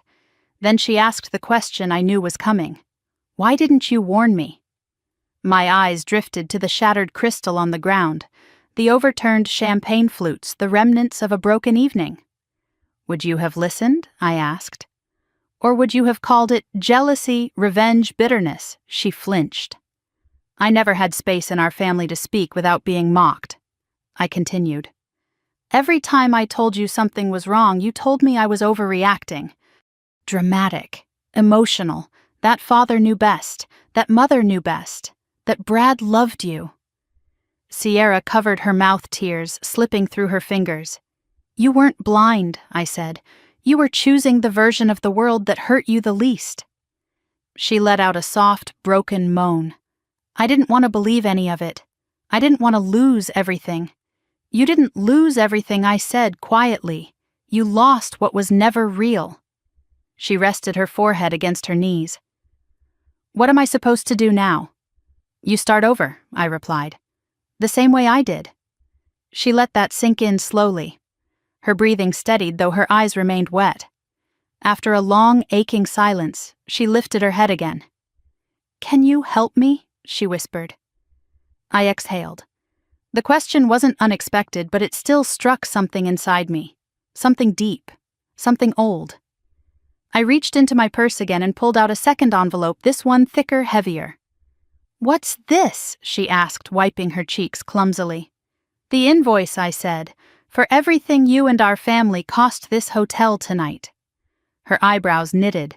How much I crouched lower, letting my voice drop to a quiet, measured tone. $70,000. The number landed like a punch. Sierra stared at me, shocked into silence. "Damages to the ballroom," I continued.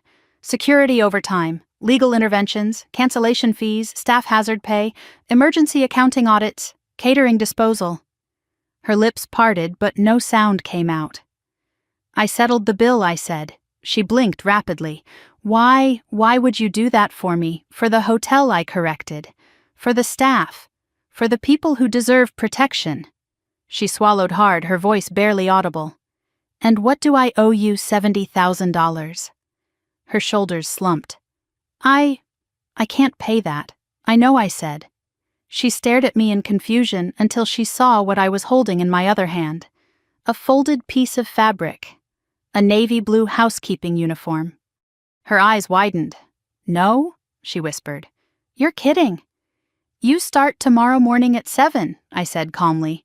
"Mrs. Hampton will train you." "Housekeeping," she cried, voice cracking.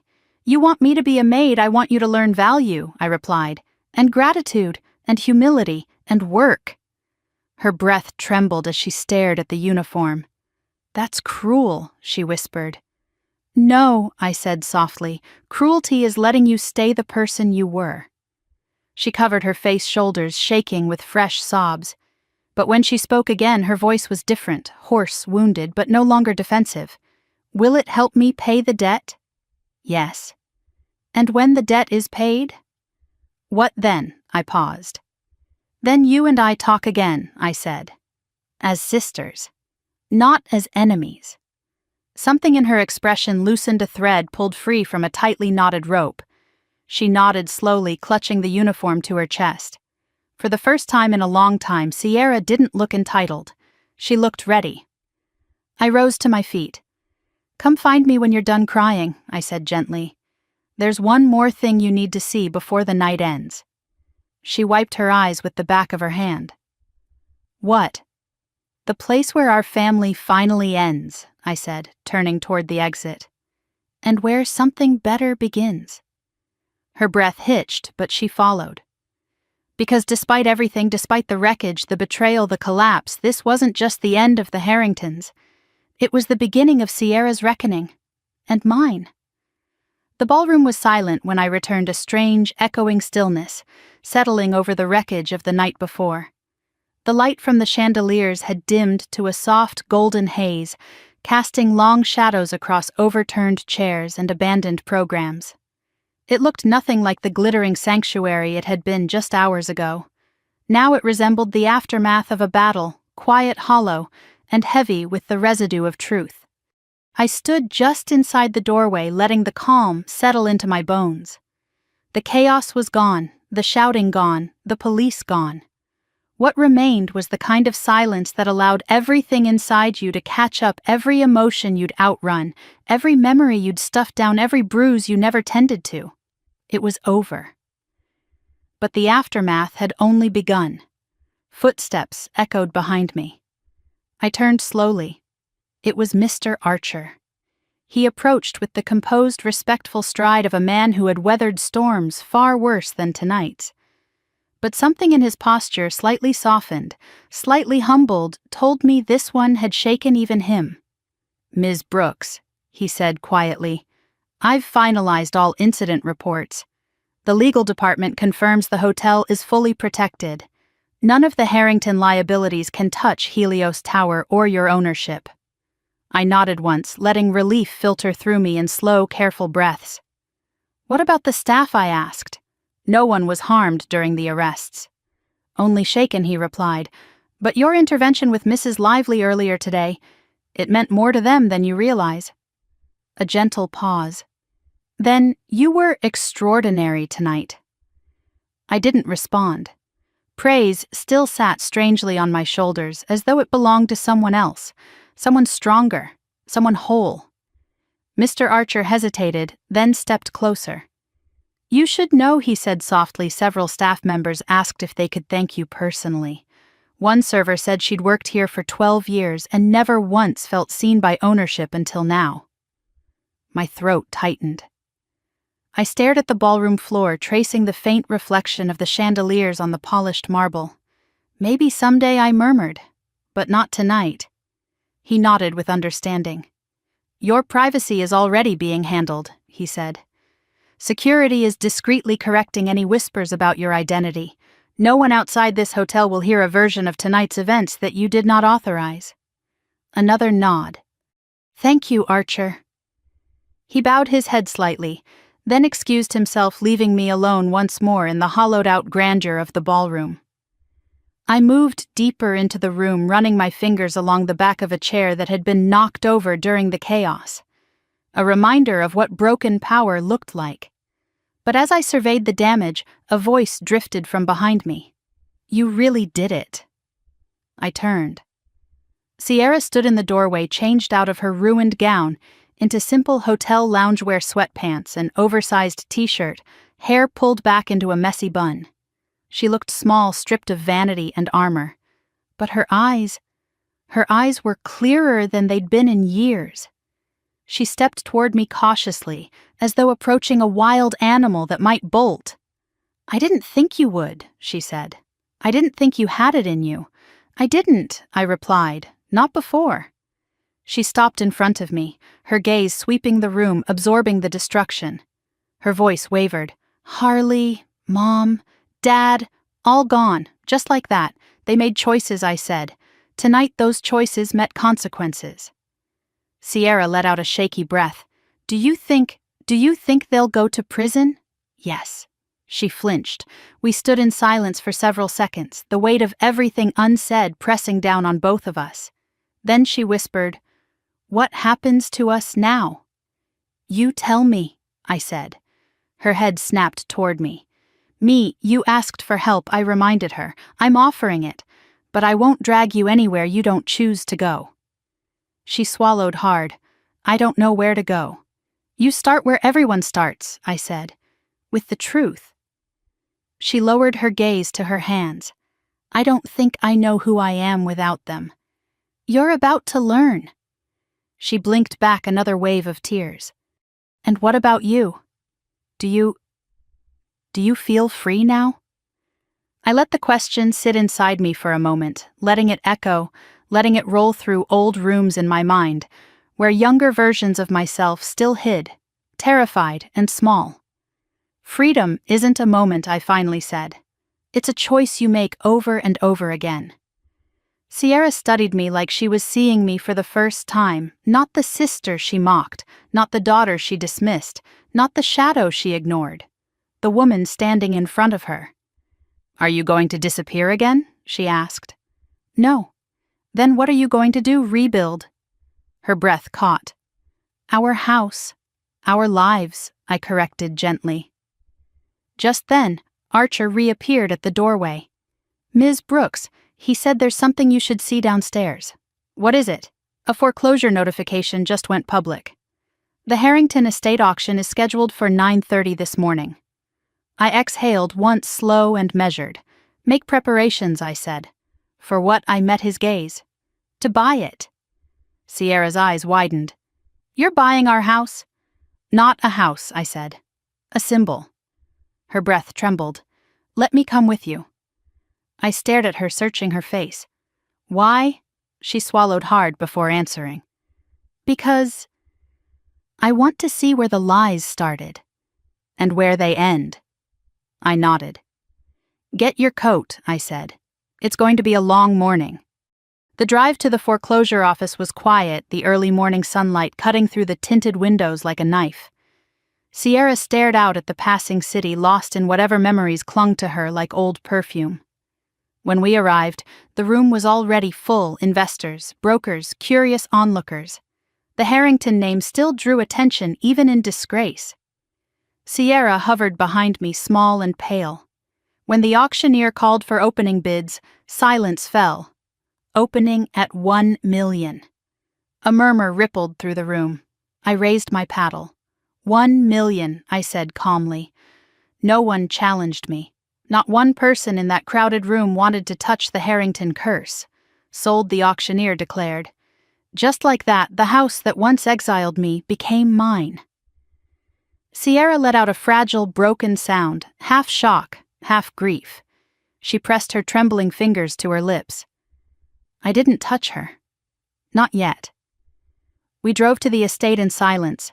The gates creaked open with mechanical reluctance, revealing the once manicured grounds now beginning to wither. The house loomed like a ghost of my childhood, tall, cold, heavy with memories that had never belonged to me. Sierra stood beside me at the foot of the walkway. I don't know if I can do this, she whispered. Yes, I said. You can. We walked inside together. Every room we passed felt like peeling old wounds, open echoes of shouting slammed doors, cruel remarks. But with each step the house seemed smaller, less powerful, less capable of hurting either of us. When we reached the living room, I turned to her. This house has held you hostage, I said. Held both of us hostage. But today... I gestured around us at the empty walls, the fading paint, the old curtains. We let it go. She pressed her hand to her mouth, tears spilling freely now. What are you going to do with it? She whispered. I didn't hesitate. Demolish it. She looked up sharply. What this house raised broken people, I said. The land deserves something better. She stared at me for a long, aching moment. Like what I pictured: the blueprints, the architectural designs, the sketches I hadn't shown anyone yet. A home for girls who grew up the way we did, I said, but who shouldn't have to become what we became. Her tears fell harder. Elena, that's beautiful. No, I said, it's necessary. For a moment, neither of us spoke. Then Sierra whispered, Can I help? I turned to look at her fully. Yes, I said softly, but first, you have to become someone who can. She nodded slowly, pressing the housekeeping uniform she still carried closer to her chest. I will, she said. I promise. And for the first time in our entire lives, I believed her. As we stepped out of the house and back into the sunlight, I felt something inside me finally loosen. This wasn't revenge. This wasn't triumph. This was reclamation. And it was only the beginning. The grand opening of the Aurora Haven Center began under a sky streaked with gold, the sunrise washing the glass-paneled building in soft, radiant light. A gentle breeze rolled across the courtyard, carrying the scent of fresh lavender from the garden beds the girls had planted themselves. Volunteers bustled around the entrance, adjusting banners, arranging welcome kits, laughing softly as their excitement built. I stood at the heart of the courtyard, hands clasped loosely in front of me, watching a dream that once lived only in the quiet corners of my mind finally take shape. The grounds where the Harrington estate once stood no longer felt haunted, no longer cold, no longer stained with fear or secrets. The new building rose with wide-open windows, warm wood accents, and walking paths lined with sunflowers, strong, bright, unapologetic sunflowers. It was nothing like the house that had stood here before. It wasn't supposed to be. Behind me, someone cleared their throat. I turned and saw Sierra standing a few steps away, dressed in her housekeeping uniform, not because she had to wear it today, but because she insisted. She said it reminded her of who she was becoming, not who she had been. You ready? She asked, her voice soft but steady. More than ever, I replied. She smiled, a small, real one, the kind she hadn't known how to make when she lived inside the gilded cage of our parents' illusions. The first girls began to arrive, 9 of them ranging from 15 to 19. They stepped onto the courtyard cautiously, their eyes darting around with that familiar blend of hope and fear. Some clutched trash bags, filled with everything they owned. Others walked empty-handed, shoulders tight, and braced for disappointment. I recognized all of it, because I once arrived in the world the same way. A tall girl with cropped brown hair paused a few feet in front of me, her jaw clenched, her fists stuffed into her pockets. Is this really for us? She asked. Yes, I said gently. Her eyes narrowed. And you're not going to kick us out if we mess up, no. And you're not going to make us earn your kindness. Not my kindness, I replied. But your future, yes. But you won't be earning it alone. Another girl stepped forward, a small one with trembling hands. What if... She swallowed hard. What if we don't know how to start over? I moved closer, lowering my voice so only she could hear. Then we begin where you are, I said. Not where you think you should be. Her chin quivered, and before she could stop herself, tears spilled over. Sierra approached, then offering the girl a tissue. Come on, she said softly. Let me show you the garden. I planted the first seeds wrong twice, so trust me, you're not alone. The girl let out a shaky laugh and followed her. Mr. Archer arrived next, carrying several folders tucked neatly under his arm. His suit was immaculate as always, but today something softer undercut his usual formality. He surveyed the courtyard, his expression balanced between admiration and quiet pride. Ms. Brooks, he said, nodding politely. The board sends their congratulations. They also requested a full report on the center's launch, but I told them it could wait until after the event. For once I teased, you're the one delaying a report. He allowed himself a rare smile. This place is more important. He handed me a folder. Inside were the final approval papers, the official confirmation that the Aurora Haven Center had been granted state-funding private sponsorship support and a permanent partnership with the city's youth housing program. Everything was in place. Everything was real. Thank you, Archer, I said. I couldn't have done this without you.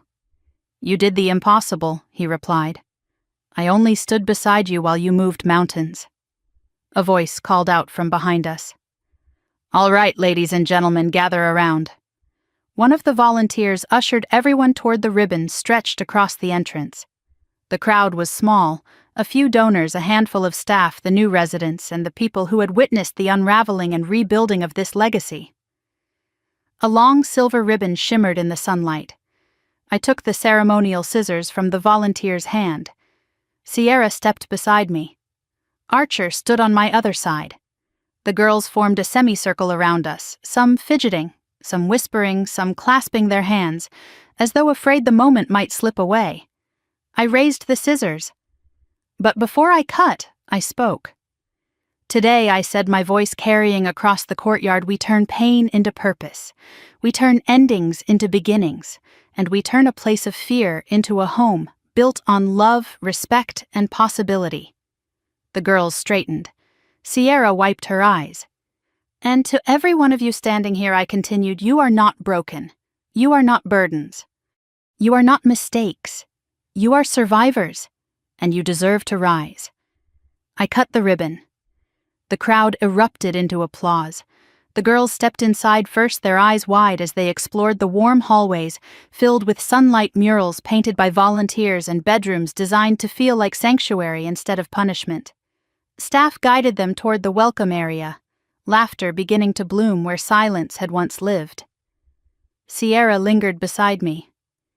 You did this, she whispered. We did this, I corrected.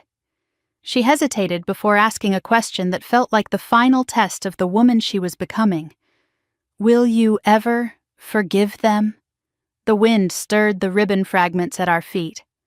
I looked out at the garden newly planted and full of potential. I don't need to forgive them, I said softly. I just need to let them go. She nodded slowly, absorbing the truth not as an order, but as an invitation.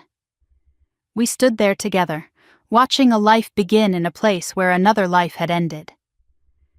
Later that afternoon, after the girls had settled into their new rooms and volunteers had finished their tours, I walked alone through the garden. Butterflies hovered over the lavender. A fountain trickled gently at the center. Sunlight danced across the stones. My phone buzzed. A message flashed on the screen. Blocked number Elena.